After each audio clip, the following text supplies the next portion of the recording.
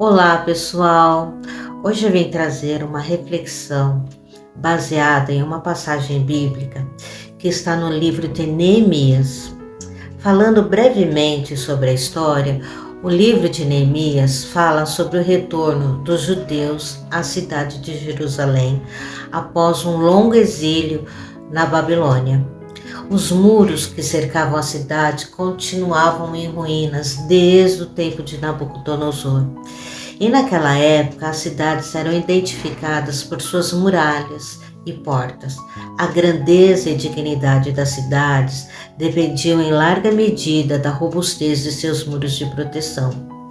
E por isso que Neemias ficou aturdido ao receber a notícia do estado da cidade de seus pais. Então ele se dispôs a comandar a reconstrução, contando integralmente com a direção do Senhor Deus.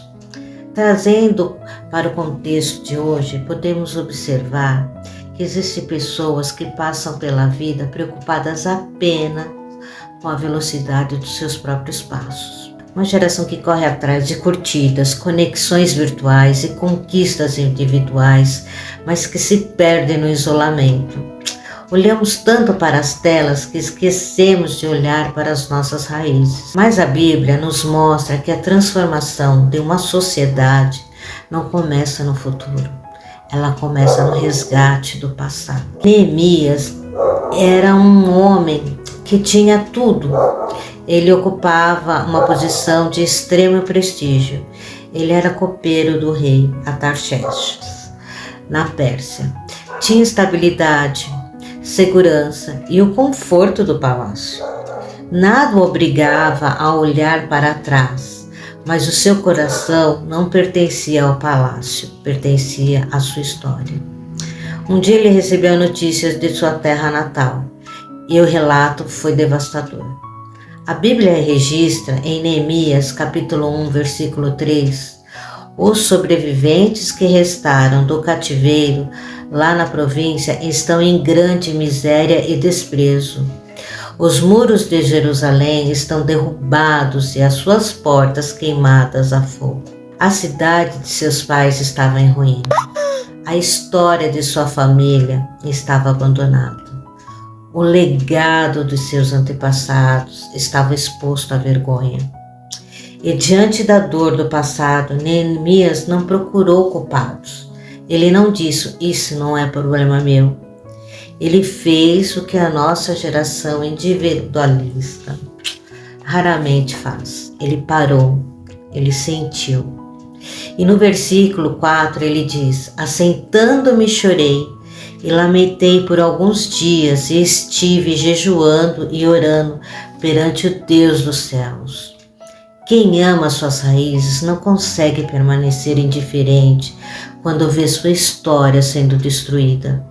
Neemias compreendeu uma lei espiritual que atravessa os séculos. Quando honramos a geração que veio antes de nós, estamos protegendo a geração que virá depois. Aqueles muros caídos não eram apenas pedras, representavam a identidade de um povo, representavam proteção, memória, pertencimento. Neemias não estava apenas reconstruindo uma cidade física, ele estava restaurando uma herança familiar. A reconstrução nunca acontece sem uma oposição. Assim que Neemias pegou as ferramentas, surgiram as críticas, surgiram os zombadores, tentando paralisá-lo. O sistema sempre tenta interromper quem decide cuidar das suas origens. O mundo vai te dizer que cuidar dos seus pais ou gastar tempo ouvindo os mais velhos é perda de tempo. Dirão para focar apenas em si mesmo, porque destruir é fácil. Difícil é restaurar. Difícil é permanecer quando ninguém entende o seu propósito. Mas Neemias nos ensinou a maior lição de foco da história. Em Neemias 6, versículo 3, ele respondeu aos seus inimigos, estou fazendo uma grande obra, de modo que não poderei descer. Por que cessaria esta obra enquanto eu a deixasse e fosse ter convosco? Enquanto alguns criticavam, ele trabalhava. Pessoas distraídas abandonam missões importantes. Pessoas focadas deixam um legado eterno. Gente, trazendo isso para os nossos dias, novamente, nós vivemos no tempo da maior desconexão geracional da história humana. Temos tecnologia para falar com o mundo inteiro, instantaneamente, mas muitas vezes não temos 10 minutos para ouvir quem nos deu a vida. Temos agendas cheias de compromissos, mas lares vazios de presença. A palavra de Deus é clara e imutável. Em Efésios 6, 2, ele nos lembra: honra a teu pai e a tua mãe, que é o primeiro mandamento como promessa, para que te vá bem e vivas muito tempo sobre a terra. Quantos pais e avós passaram a vida inteira levantando os muros invisíveis de proteção para nós? Eles trabalharam quando estavam exaustos, renunciaram seus próprios sonhos para que os nossos se realizassem.